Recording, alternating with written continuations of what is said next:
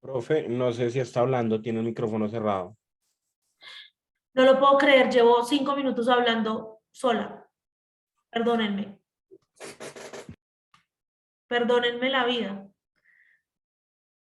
Vale, profe, pues a mí se me hizo raro desde que sonó el aviso de la grabación, pero Sí, bueno. no, vuelvo a empezar. Qué vergüenza con ustedes, de verdad. Creo que tanto antibiótico me tiene como dopada. Les decía que hoy vamos a arrancar el tercer corte de nuestro curso, que vamos a hablar sobre los inicios del siglo XXI, lo que pasó en esos primeros años, entre los atentados del 11 de septiembre y la guerra mundial contra el terrorismo de los Estados Unidos a lo que pasó en los países árabes con la primavera árabe, las crisis económicas y demás.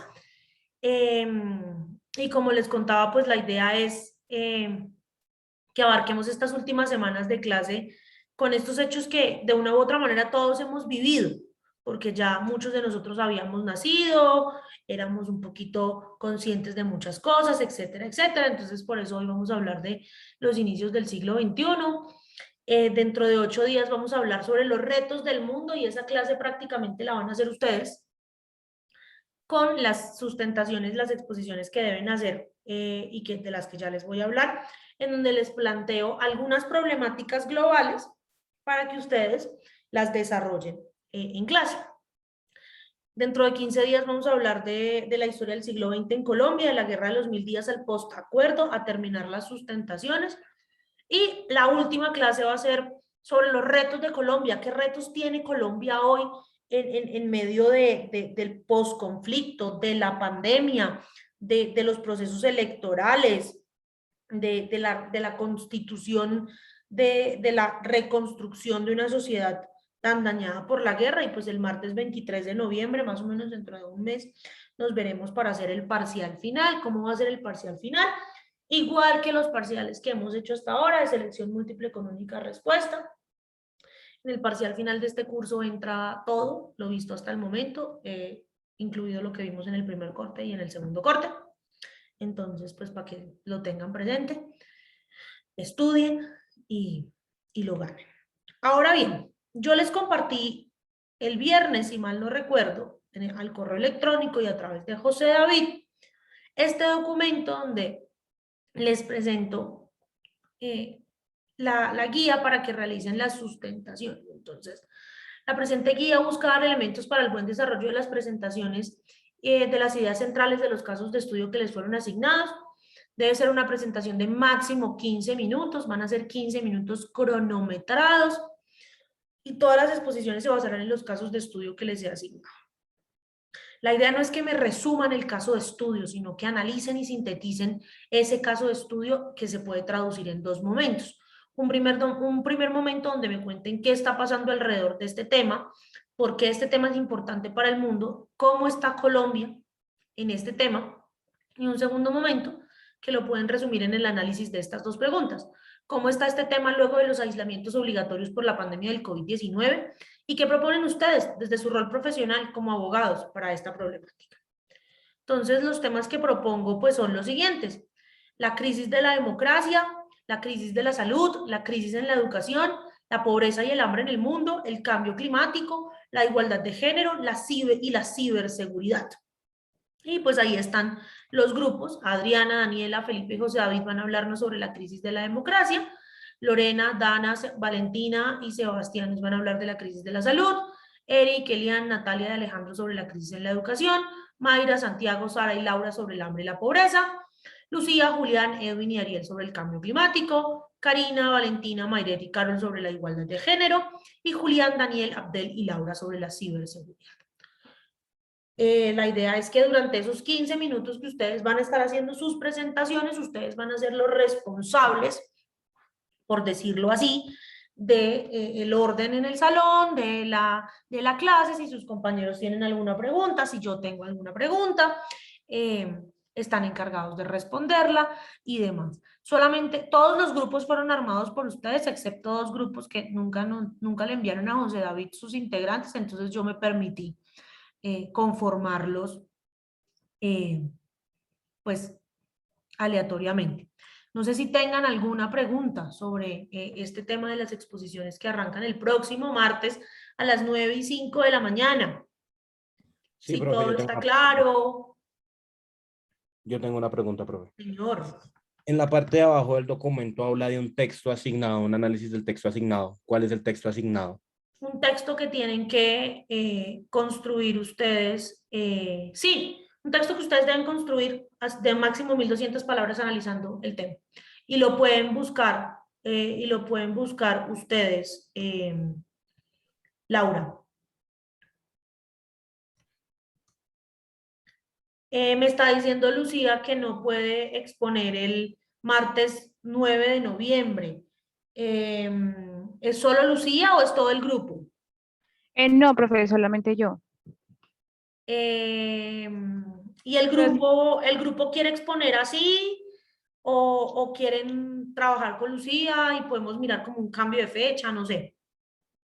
Pues la idea era que todos los que están en el grupo pues tuvieran la misma participación, o sea, que todos tuvieran la misma nota. No sé qué les parece. ¿Hay alguien del 2 que quiera cambiar con el grupo de Lucía? O no, ¿sabes qué? No, Lucía, ¿sabes qué? No se preocupen. Entonces ustedes no exponen el 9, sino que exponen el 16 en el primer momento de la clase. Yo no tengo ningún problema, no sé si ustedes tengan algún problema. Yo no, profe, o sea, por parte de mi grupo no, o sea, personalmente no tendría problema, no sé los demás integrantes. muchas gracias, profe. No hay problema. Lo importante es que todos logren exponer y que todos logren participar de la misma manera. Listo, entonces ustedes quedan para el 16. No hay lío. Yo cambio este documento y se los vuelvo a compartir al correo. ¿Listo? Listo, profe. Por aquí está Alejandro compartiendo un link de un chat de WhatsApp para el grupo número 3. O sea, para el grupo de Eric, Elian, Natalia y Alejandro que van a hablar sobre la crisis en la educación. Aprovechen el grupo de WhatsApp de la materia para que Profesora, te contacten por ahí y trabajen por ahí. Igual ustedes mismos fueron creo que los que armaron los grupos en muchos casos. Listo. Ya habiendo hablado de estas primeras cosas, ahora sí vamos a lo que vinimos, vamos. Y es que hoy vamos a hablar sobre los inicios del siglo XXI, la lucha mundial contra el terrorismo y la primavera árabe. Como siempre, pues vamos a arrancar con lo que más me gusta a mí, y es con el análisis de prensa. No sé si haya alguien que alcanzó a preparar su análisis de prensa, contarnos esa noticia o esas noticias que más le llamaron la atención de esta semana. Una semana bastante movidita en Colombia con la captura de este señor alias Otoniel, el jefe del clan del Golfo. Una semana también movidita en el mundo con los preparativos de la COP26 de Glasgow sobre el cambio climático, con la historia de Nicolás Maduro hablándole a un caballo, en fin, pasaron cositas interesantes. Entonces pues por ahí veo que ya Lucía tiene la mano levantada, entonces vamos a arrancar contigo, Lucía, del corte. Hoy pues vamos a hablar sobre cosas que pasaron hace más o menos 20 años, pero vamos a empezar, les voy a empezar contando cuándo es que, porque a veces la gente no tiene mucha claridad de cuándo fue que empezó el siglo XXI. Pues el siglo XXI es el siglo en el que estamos. Es el primero del llamado tercer milenio y comenzó el día 1 de enero del año 2001 y terminará el día 31 de diciembre del año 2100. Muchos de ustedes nacieron en el siglo XXI, otros tantos como aquí su humilde profesora nació en el siglo XX. El siglo XXI se caracteriza por varias cosas. Una, por el avance y la expansión de la digitalización y el control de la información a nivel global. Nunca antes, como en este momento de la vida, habíamos tenido acceso a información en tiempo real de todo lo que está pasando en el mundo. Por eso, el siglo XXI se le conoce como la era de la información y las telecomunicaciones. Este progreso ya había iniciado en los años 70 del siglo XX con la tercera revolución industrial, pero no fue sino a principios de este siglo, cuando la digitalización experimentó cambios enormes, sobre todo en temas de dispositivos de almacenamiento de datos y más intensidad en la expansión de la telefonía móvil en el mundo. Así que este es un siglo bastante movidito. Digamos que 4 o 5 cosas que dominaron o han dominado lo que llevamos del siglo XXI. Primero, la toma de conciencia sobre el fenómeno conocido como el cambio climático. Ahora nos preocupa mucho más ese tema del cambio climático que antes. En el contexto político y económico del siglo XXI estuvo marcado o ha estado marcado desde su inicio por varias cosas. Primero, los atentados terroristas del 11 de septiembre de 2001 en Estados Unidos, que dieron pie a algo que se conoció como la lucha global contra el terrorismo, liderada por los Estados Unidos y en la que países como el nuestro también estuvieron muy involucrados. También a nivel económico estuvo marcado o ha estado marcado por la crisis económica que se inició con la quiebra del banco Lehman Brothers en el año 2008 y que aún tiene rezagos por ahí pendientes, y el ascenso económico de China como potencia global. Por la inestabilidad en el mundo árabe, no solo por el conflicto árabe-israelí que ya es muy tradicional, sino por la llamada primavera árabe, una serie de protestas y conflictos que terminaron con el derrocamiento de varios gobiernos de estos países.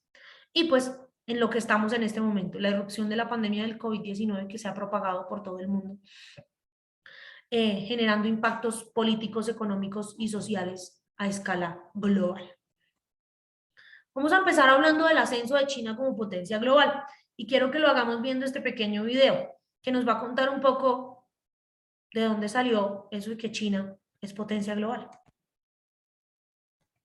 Hola, ¿qué tal amigos de Noticias al Momento? Mi nombre es Gustavo Mendoza y te doy la más cordial de todas las bienvenidas. Te invito para que te suscribas a este canal, nos regales un like, nos compartas y también, por supuesto, claro está, nos dejes tu comentario al final de este video. ¿Cómo China pasó de ser un país pobre y rural a una superpotencia mundial? Cuando Mao Zedong llegó al poder en 1949, estaba China sumida en la pobreza y devastada por la guerra. Hoy, cuando se cumplen 70 años del triunfo de los comunistas, el país es radicalmente diferente. Es una potencia mundial de primer orden y aspira a convertirse en la primera economía del globo. Pero su milagro económico único en la historia no se debió al gran timonel, sino a una campaña impulsada por el líder comunista Deng Xiaoping, llamado Reforma y Apertura, y logró sacar a 740 millones de personas de la pobreza según cifras oficiales. Bajo la idea de un socialismo con características chinas, Deng rompió lo establecido e impulsó una serie de reformas económicas centradas en la agricultura, la liberación del sector privado, la modernización de la industria y la apertura de China al comercio exterior. Ese camino alejó al país del comunismo de Mao Zedong y supuso una ruptura de las cadenas del pasado, en palabras del propio presidente chino Xi Jinping. En China, ir a una tendencia de Apple puede ser un dolor de cabeza. El cambio comenzó en el año de 1978. Entonces, China era muy diferente a la nación que hoy puede situarse a nivel de Estados Unidos o la Unión Europea. Era un país empobrecido, con un Producto Interno Bruto de unos 150.000 millones de dólares para sus más de 800 millones de ciudadanos, muy por debajo de los 12,2 billones en este 2018, según cifras de la ONU. El histórico fundador de la República Popular de China, Mao Zedong, había fallecido 2 años antes, dejando un controvertido legado. Entre sus grandes proyectos se encuentran el Gran Salto Adelante, que va de 1958 a 1962, que buscaba transformar la economía agraria del país y que provocó una hambruna por la que murieron al menos 10 millones de personas, hasta 45 millones según fuentes independientes. O la Revolución Cultural, que va de 1966 a 1976, 10 años de la campaña de Mao en contra de los partidos del capitalismo, que dejó entre centenares de miles y varios millones de fallecidos, según la fuente, y paralizó la economía. Fue en esa situación de pobreza y hambre cuando Deng Xiaoping, entonces el secretario general del gobernante del Partido Comunista de China, propuso un cambio. Deng apostó por las llamadas 4 modernizaciones. y por evolucionar hacia una economía en la que el mercado tuviera un protagonismo creciente. Su programa fue ratificado el 18 de diciembre de 1978 por parte del Comité Central del Partido Comunista Chino, en el que él se situó en la modernización económica como principal prioridad. En los años posteriores se fueron poniendo en práctica cambios que entonces no se consideraron ambiciosos y que salieron adelante pese a la oposición a la más conservadora del partido. Una de las estampas comunes en Pekín del año 1978 es la avenida Shang, repleta de bicicletas. El sector agrícola, por ejemplo, se abandonó progresivamente. El sistema maoísta de economía rural planificada, lo que le permitió incrementar la productividad y sacar a zonas del país de la pobreza, fomentando la inmigración de mano de obra hacia las ciudades. También se aflojaron las cadenas del sector privado y por primera vez desde la creación de la República Popular de China en el año de 1949, el país se abrió a la inversión extranjera. Se crearon zonas económicas especiales como la ciudad de Shenzhen, que sufrió una increíble transformación y hoy en día suele describirse como el Silicon Valley chino.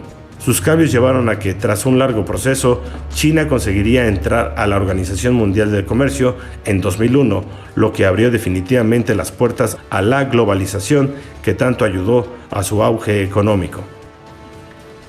Y es que en 2008, cuando la crisis financiera mundial estalló y Occidente emprendió la búsqueda de nuevos mercados, China destacó entre todos ellos, lo que lo llevó a convertirse en la fábrica del mundo. Tras su boom económico, no obstante, Pekín lucha ahora para desprenderse de ese nombre y dejar atrás la manufactura y ser un país caracterizado por la innovación. ¿Y cuál fue ese cambio político? Pese al éxito económico, las reformas también trajeron consecuencias negativas para el país, como la grave contaminación del aire que sufre la mayoría de los ciudadanos o una gran desigualdad. Además, las últimas décadas no han traído ningún cambio al rígido sistema de gobierno de un solo partido en el país.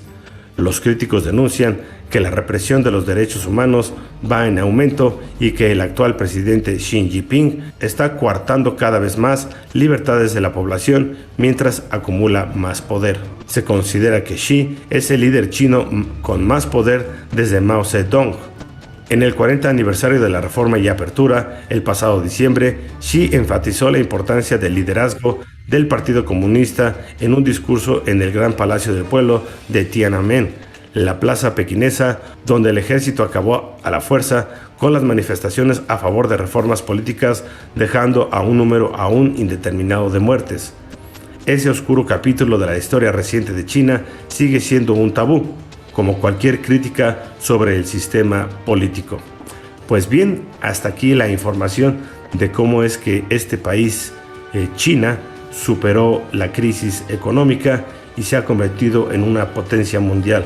Por favor, Hoy China es el país más importante o la economía más importante a nivel global, superando a la economía de los Estados Unidos, y eso hace que nos cuestionemos sobre si realmente hay alguna otra potencia que pueda quitarle ese mando político, económico y militar a los Estados Unidos.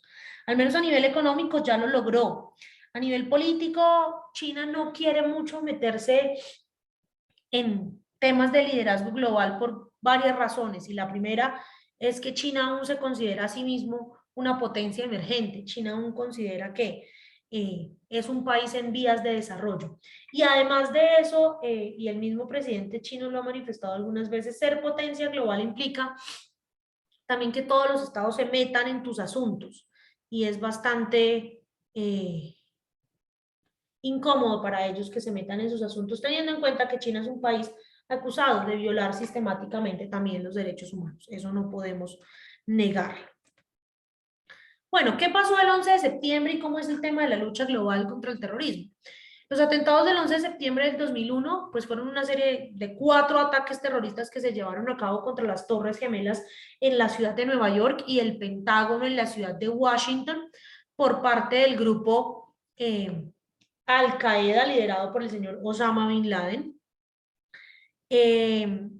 A raíz de eso, el presidente, en ese entonces presidente de los Estados Unidos, George W. Bush, respondió formalmente a los ataques lanzando algo que se conoció como la Guerra Global contra el Terrorismo, invadiendo Afganistán, expulsando a los talibanes de Afganistán y culminando con la caída de Al-Qaeda del poder. Eso parece ser que no funcionó mucho, pues porque como ustedes ya lo saben y ya lo conversamos en algunas clases, los talibanes volvieron al poder en Afganistán.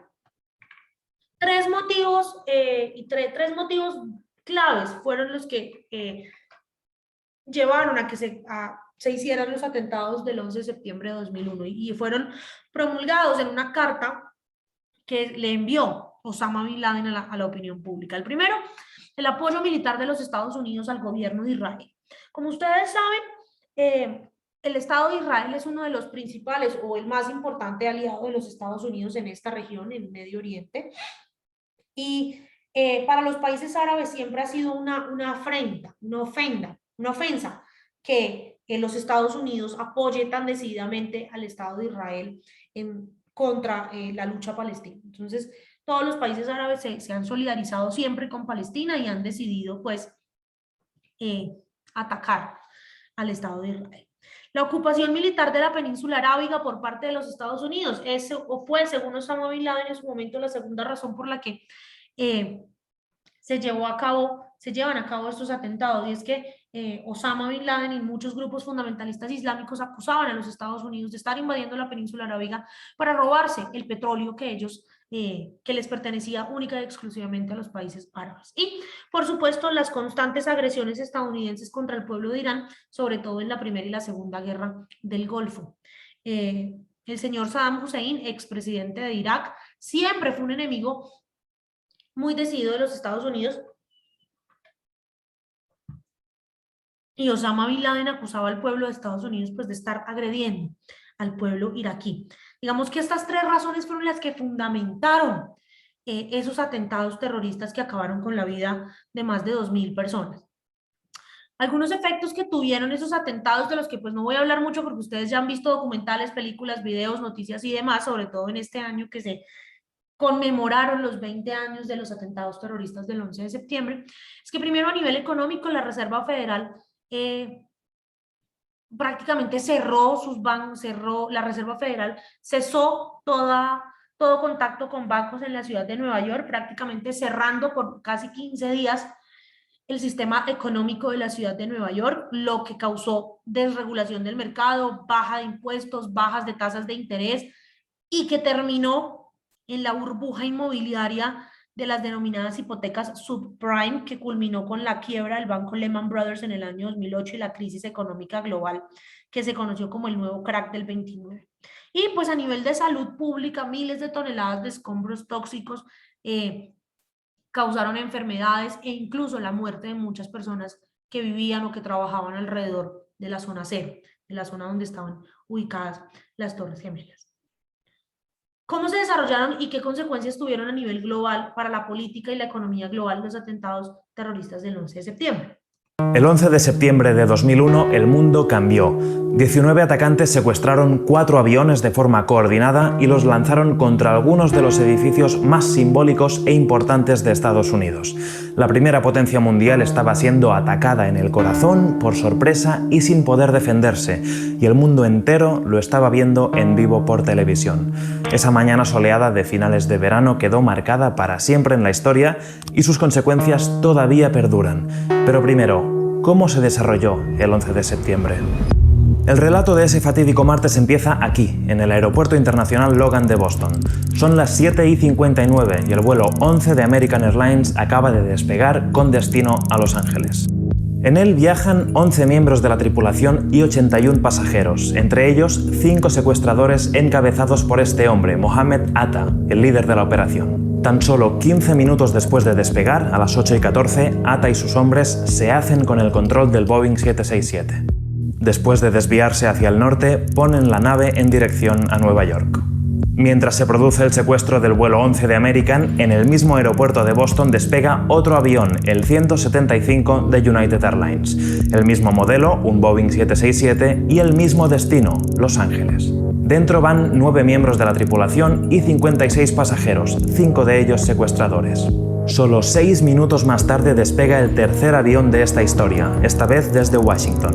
Es el vuelo 77 de American Airlines, un Boeing 757 con 6 tripulantes a bordo y 58 pasajeros, entre ellos 5 secuestradores más. ¿Con qué destino? Los Ángeles. Los atacantes eligieron vuelos con destino a la costa oeste, al otro lado del país, por lo que iban a tener los tanques llenos de combustible para un viaje largo. Son las 8:24. Hay 3 aviones en el aire con 5 secuestradores en cada uno, pero solo el primero está en manos de los atacantes. Mohamed Atta, a los mandos del aparato, trata de mandar un mensaje a los pasajeros, pero se equivoca de botón y manda un mensaje por radio que queda grabado.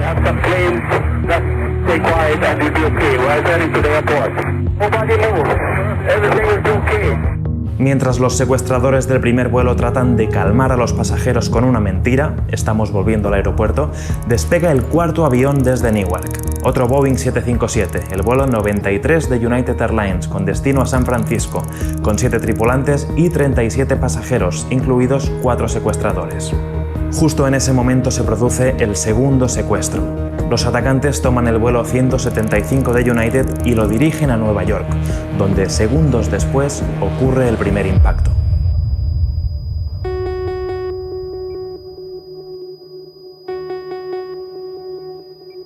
Son las 8:46 del 11 de septiembre de 2001. El vuelo 11 de American, pilotado por Mohamed Atta, se estrella en la torre norte del World Trade Center. El avión penetró por la cara norte del edificio entre los pisos 93 y 99. La confusión en esos momentos es total. Nadie entiende qué ha podido pasar. Las televisiones de todo el mundo empiezan a conectar en vivo con esta imagen. Una de las Torres Gemelas, un símbolo global en llamas, pero todavía faltan muchas cosas por ocurrir. A los pocos minutos, los atacantes del vuelo 77 de American, el que salió de Washington, secuestran el avión, dan media vuelta y lo dirigen otra vez hacia la capital. Han pasado 17 minutos desde el impacto del primer avión. Son las 9:03, cuando todo el mundo ve por televisión como un segundo avión choca contra la otra torre. El 175 de United se interna por la cara sur, entre los pisos 77 y 85. En ese momento, el presidente George Bush se encontraba en una visita a una escuela de Florida. Justo antes de entrar, se le había informado de que una avioneta se había estrellado en el World Trade Center. Pero 2 minutos después se produjo esta famosa imagen. Su jefe de gabinete, Andy Card, informó al presidente del ataque con estas palabras: un segundo avión impactó la segunda torre. Estados Unidos está siendo atacado. Bush tardó 24 minutos en hablarle a la población en un discurso televisado. En él habló del impacto de 2 aviones en las Torres Gemelas en un aparente ataque terrorista. Lo que no sabía es que tan solo un minuto antes, a las 9:28, el cuarto avión acababa de ser secuestrado. Ni que tan solo 9 minutos después, a las 9:37, un tercer avión iba a estrellarse contra otro ícono estadounidense, esta vez el Pentágono, la sede del Departamento de Defensa, el símbolo del poder militar del país. No había ninguna duda que Estados Unidos estaba bajo un ataque coordinado y que cualquier avión era susceptible de ser usado con ese fin, así que se decretó el cierre del espacio aéreo y se dio la orden de aterrizar a todas las aeronaves. Mientras, en Nueva York, ambas torres siguen en llamas. La torre sur, la segunda en ser impactada, no puede soportar el daño provocado por el fuego y se desploma completamente, solo 56 minutos después del choque del avión. Mientras una nube gigante de escombros se expande por el Bajo Manhattan, en Pensilvania, el vuelo 93 de United, el último de los 4 que quedaba en el aire, se estrella en un campo del municipio de Stony Creek, Pensilvania. Según las investigaciones, el objetivo de los atacantes era atentar contra el Capitolio, pero según se supo más tarde, los pasajeros del avión recibieron llamadas sobre lo que había ocurrido en Nueva York y se amotinaron contra los secuestradores. Por último, una media hora más tarde, a las 10:28, la torre norte, la primera en ser atacada, también colapsa, media hora después de que lo hiciese la otra y poco más de 2 horas después del inicio de toda la operación. En los ataques del 11 de septiembre de 2001 murieron 2.996 personas, incluidos los 19 secuestradores. Pero el impacto que tuvieron fue mucho más allá del número de fallecidos. Un ataque coordinado acababa de golpear el corazón de Estados Unidos sin que éste pudiera reaccionar, y el mundo entero lo vio en vivo por televisión. Lo que vino luego supuso un antes y un después en muchísimos aspectos, políticos, económicos y sociales. La primera consecuencia casi inmediata fue el repunte de popularidad del presidente Bush, que pasó de rondar el 55% de aprobación de los ciudadanos a superar el 90% en los días posteriores. Bush prometió una respuesta contundente. Dijo que no iban a hacer distinciones entre quienes organizaron el ataque y quienes les daban cobijo.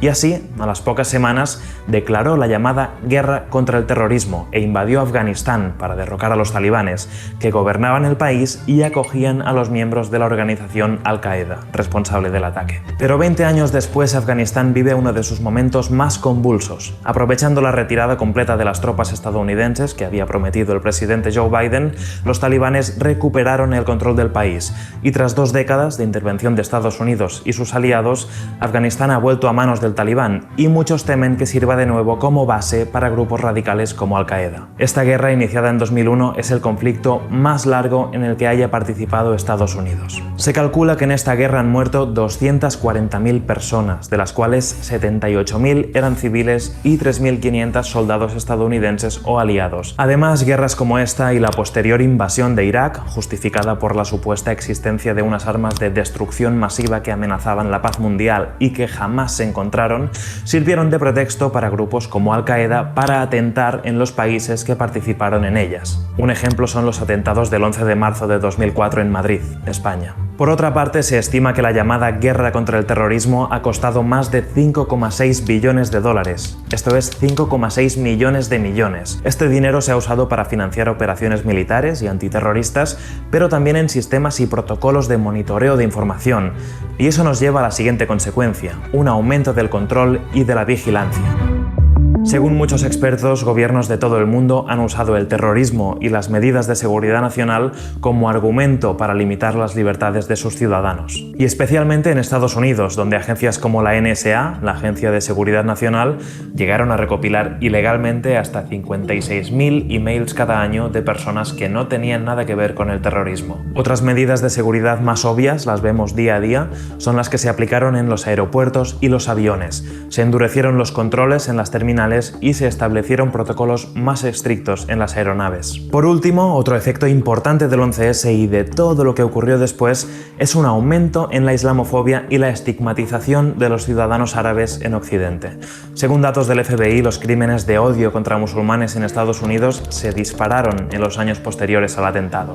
El propio expresidente Donald Trump, en sus primeros días en la Casa Blanca, ordenó prohibir la entrada al país de ciudadanos procedentes de varios países de mayoría musulmana, una orden que Biden derogó al ser investido.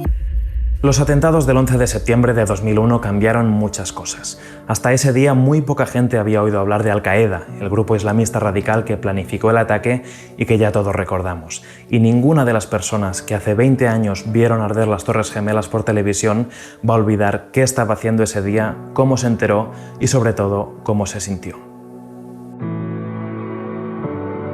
Como te contaba antes, la situación en Afganistán es muy complicada actualmente y de hecho si te interesa en nuestro canal de YouTube vas a encontrar otros vídeos que te van a explicar cuál es la situación, qué está pasando, quiénes son los talibanes, así que pásate. Un cambio global, un cambio del que no se vio exento ningún país, inclusive el nuestro, que al momento estaba siendo gobernado por el expresidente Andrés Pastrana y que se adhirió a la lucha global contra el terrorismo, permitiendo y apoyando la firma de algo que se conoce y que lo vamos a ver cuando hablemos del tema colombiano como el Plan Colombia, el plan de cooperación militar más ambicioso que se ha llevado a cabo en un país de América en la historia. Hasta aquí, preguntas, dudas, comentarios, ¿quedas todo claro? Todo claro. Claro, profe. Porque ahora pues vamos a hablar de la llamada primavera árabe. ¿Eso con qué se come? ¿Eso con qué? Y es que la primavera árabe o las protestas árabes que se llevaron a cabo entre el 2011 y el 2010 y el 2012, que se conocieron como la primavera árabe, teniendo en cuenta que se llevaron a cabo en la época de la primavera, correspondieron a una serie de manifestaciones de ciudadanos de varios países del Magreb, de la zona del norte de África, que buscaban o que luchaban por la democracia y por el respeto a los derechos humanos. El comienzo de estas manifestaciones se llevó a cabo en el año 2010 en la ciudad de Sidi, en Túnez, cuando un vendedor pues, fue despojado de su mercancía por los policías y se inmoló, lo que llevó a cabo una oleada de protestas en donde algunos gobiernos cayeron, en donde otros se mantuvieron, donde hubo transiciones pacíficas en el poder y donde hay también guerras civiles que aún no han terminado. Los principales conflictos de la primavera árabe pues fueron los siguientes. El primero fue la revolución de los jazmines en Túnez. La revolución de los jazmines se llevó a cabo de manera pacífica. Realmente el pueblo tunecino lo que quería era que su gobierno fuera menos restrictivo, que se respetaran las libertades individuales, que se respetaran los derechos humanos y que las pocas familias que tenían el poder económico del país pues distribuyeran los recursos de una manera más efectiva. En Egipto se llevó a cabo la Revolución Blanca, que comenzó el 25 de enero del 2011 y se prolongó durante cerca de 18 días. Quizá la que más conocemos es la Revolución Blanca de Egipto. ¿Por qué? Porque muchas de sus protestas, muchas de las manifestaciones que se llevaron a cabo, sobre todo en el Cairo y en Alejandría, eran transmitidas en vivo a través de Facebook, y de una red social que estaba anclada con Twitter, que se llamaba Periscope.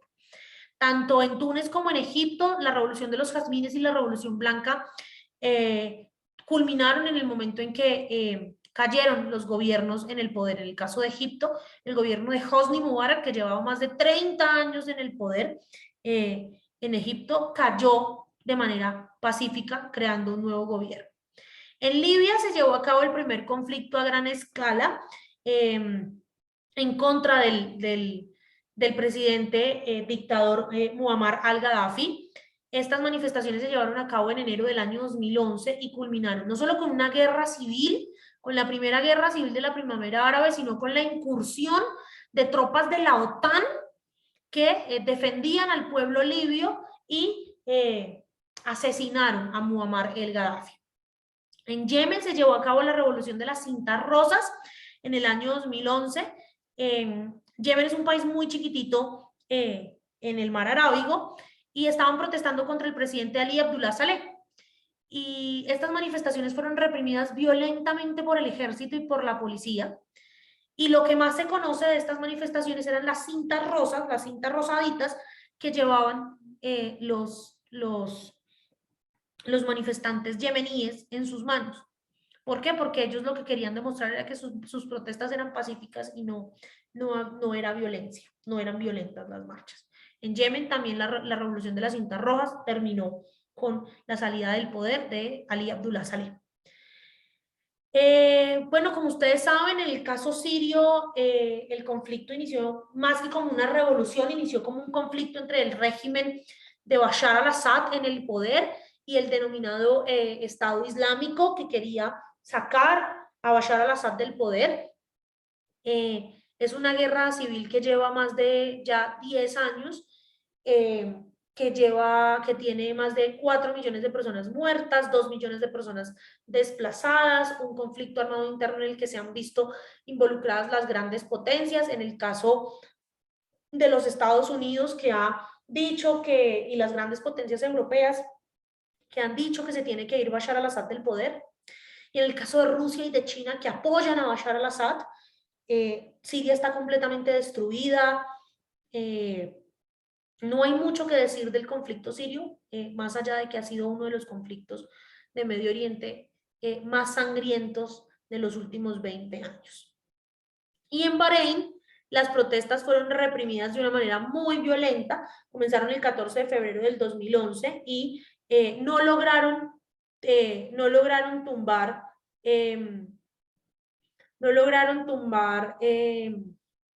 al régimen en el poder. Lo que lograron fue que se encarcelara injustamente a muchas personas, que se asesinara a muchas otras y que no haya un cambio democrático en Bahrein. 10 años después de la Revolución de los Jazmines, la primera revolución que inició el movimiento de la Primavera Árabe.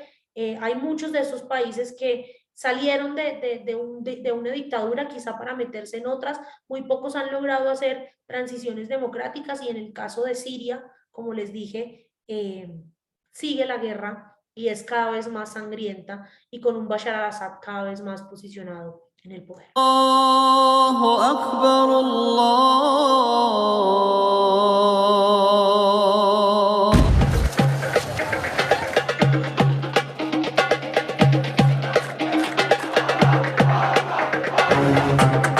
A 10 años del mayor estallido en el mundo musulmán, hablar de primavera árabe es también referirse a una primavera marchita.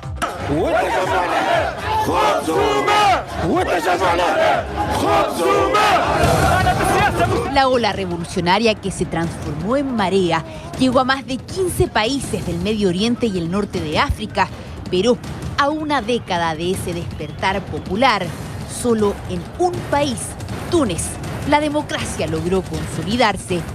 El resto pasó mayoritariamente de la revolución a la anarquía.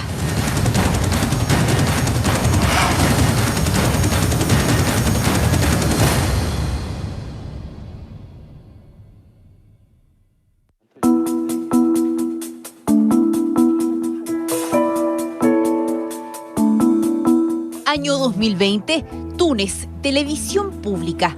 Está todo listo para salir al aire, pero esta vez es sin censura. Algo que parece lógico en cualquier democracia, pero no hace mucho tiempo aquí era impensado.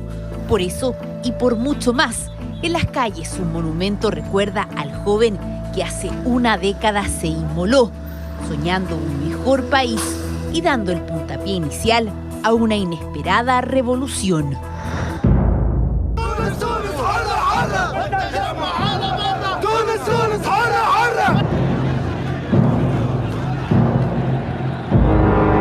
La chispa se encendió el 17 de diciembre del año 2010, con millones de tunecinos reflejados en un joven que, frustrado por la confiscación de su carrito de frutas, se prendió fuego frente al edificio de las autoridades locales. Era la primera vez en 23 años que el pueblo se atrevía a desafiar al régimen del entonces presidente Ben Ali.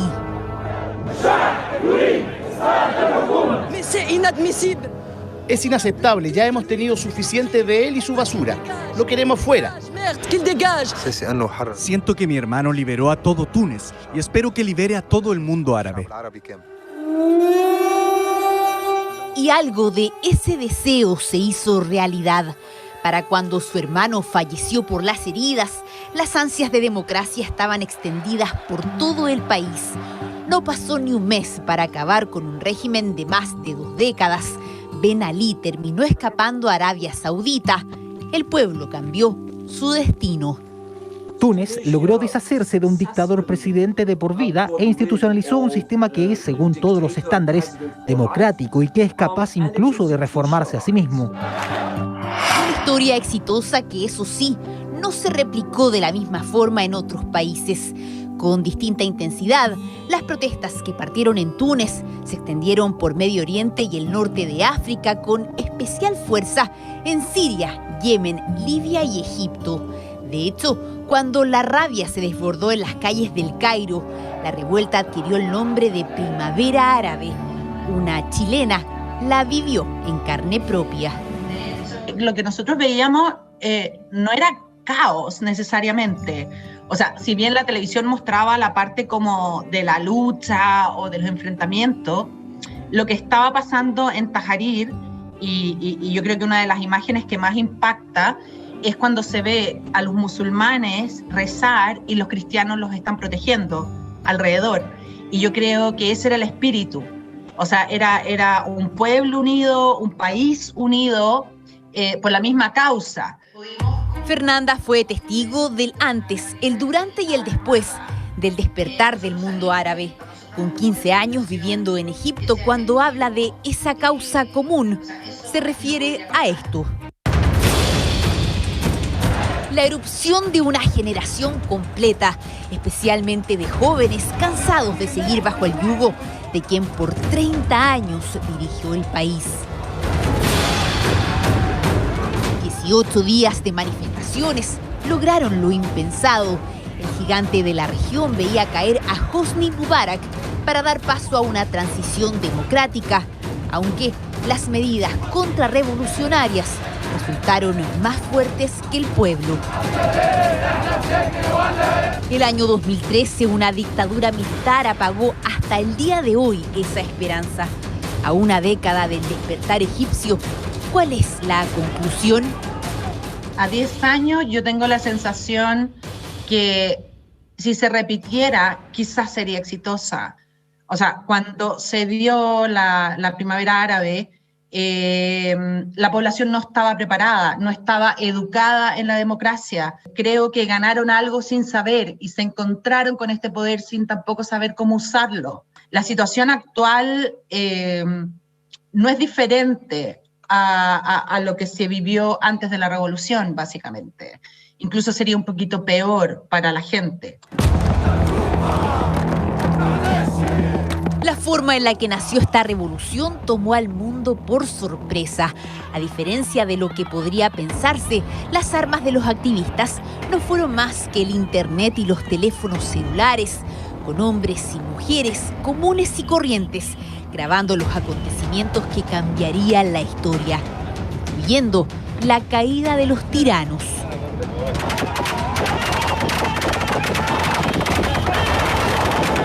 Lo encontraron escondido en una alcantarilla con una pistola de oro y múltiples heridas. Muammar Gaddafi ha muerto después de liderar la resistencia en Sirte durante más de 2 meses. A una década de la primavera árabe, 3 países aún viven un conflicto bélico interno. Uno de ellos es Libia, gobernado por más de 40 años con el puño de hierro de Muammar Gaddafi, que reaccionó así a la ola de protestas que llegó en febrero de 2011. وسنزحف أنا والملايين لتطهير ليبيا شبر شبر بيت بيت دار دار زنقة زنقة فرد فرد حتى تطهر البلد من الدنس والإرجاس. Pero pese a sus intentos por frenar las revueltas, de manifestaciones se pasó a una guerra civil y pronto a la intervención extranjera en un país con grandes reservas energéticas y una larga costa frente al Mediterráneo.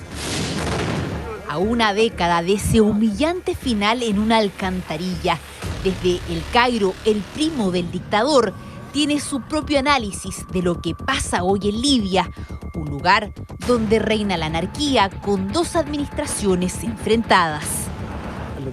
Lo que ha pasado durante los últimos 10 años, desde la destrucción, el desplazamiento, la matanza y el terrorismo, da una respuesta clara de lo que sucedió no fue una revolución ni una primavera árabe.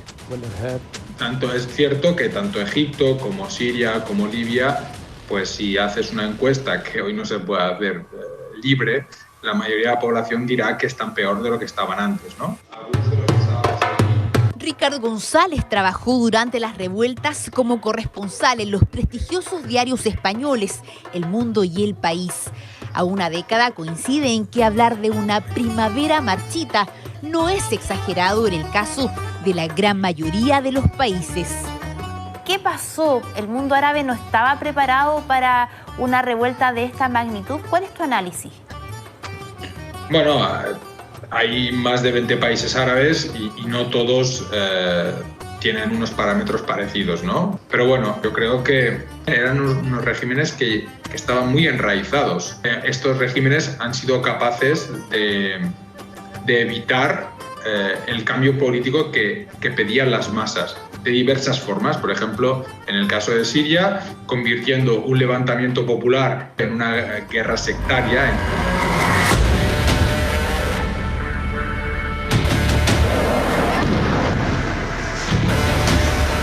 En esto desembocaron las protestas, que en el caso de Siria se iniciaron con jóvenes haciendo grafitis en contra de la dinastía de los Assad que gobierna el país desde hace 5 décadas. Apoyados por Irán y Rusia, A 10 años del estallido, Bashar al-Assad sigue en el poder, no sin antes alimentar una guerra con grupos terroristas de por medio y que ha dejado unos 700.000 muertos y más de 11 millones de desplazados y refugiados. El problema en Siria se debió a que una vez más ese momento de esperanza fue secuestrado por fuerzas externas que no tenían nada que ver con lo que era la primavera árabe en su esencia. Esas ansias de emancipación seguirán estando ahí y después de este periodo de caos y anarquía reaparecerán como ya lo han hecho en varios lugares.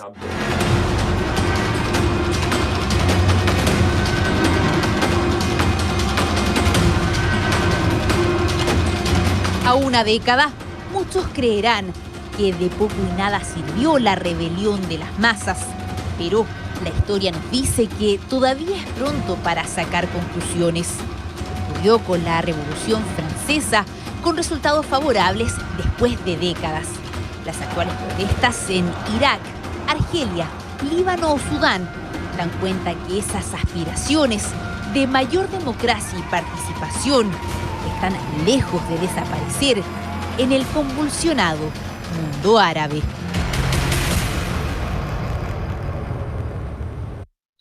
Protestas como las de la primavera árabe sirvieron de ejemplo para que en muchos otros lugares del mundo también se manifestaran las personas, se mostraran su inconformidad por los regímenes políticos que los gobiernan. Estas son algunas de las cosas que han pasado en el siglo XXI, pero han pasado muchas otras, como por ejemplo pues la pandemia de la COVID-19, que ustedes ya la conocen, que empezó en el 2019 en China, que nos tiene confinados, que nos tiene encerrados. No sé si ustedes crean que nos hizo falta mencionar o me hizo falta mencionar algún hecho político, económico, social que ha marcado estos primeros 20 años del siglo XXI.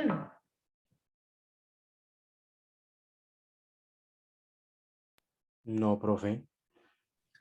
Creo que traté de contarles lo más importante que ha pasado, pero han pasado muchas cosas a nivel político, a nivel económico. En América Latina toda esta oleada de lo que se llamó el socialismo del siglo XXI, el triunfo del primer presidente negro en los Estados Unidos, no sé, son muchas cosas que probablemente han marcado la historia y más adelante nos dirán cómo terminan. Bueno, este video de los efectos colaterales de la pandemia no se los voy a mostrar porque ustedes ya saben, conocen todos los efectos colaterales que ha tenido la pandemia del COVID-19, pero sí quisiera escucharlos y que reflexionaran. Entonces, ¿cuál creen ustedes que es el acontecimiento que más ha impactado al mundo en el siglo XXI y el que más ha impactado a Colombia? Tómense un minutito para que lo piensen y me cuentan qué creen que nos ha impactado a nosotros como país, más allá de todo lo que ha pasado en el mundo.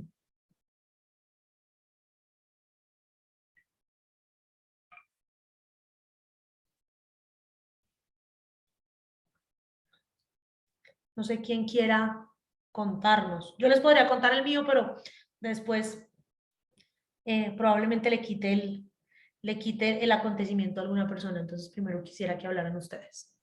Pues en el siglo XXI en general, yo creo que aquí en Occidente, pues el tema de las Torres Gemelas y el inicio del War on Terrorism, porque pues eso ha marcado la agenda de toda la política exterior de los principales países de América Latina y a lo largo de estos años, pues en Colombia, como usted lo mencionaba, el Plan Colombia y los recursos de cooperación internacional de Estados Unidos en general para América Latina se han visto encaminados a eso, a reducir las amenazas terroristas para Estados Unidos y al mismo tiempo pues el narcotráfico, para reducir el narcotráfico en Estados Unidos, que no entre tanta droga y que aquí no produzcamos tanta.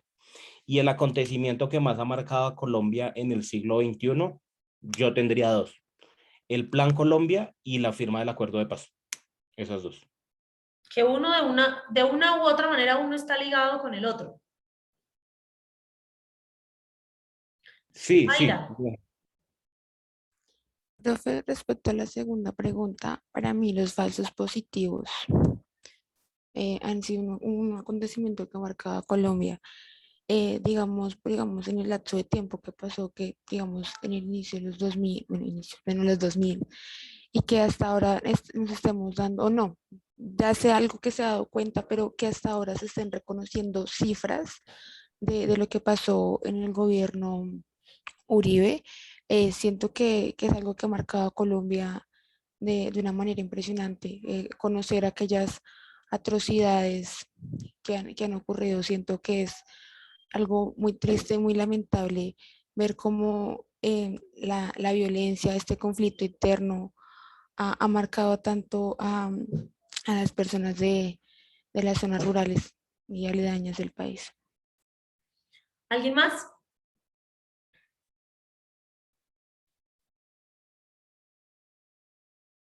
Laura.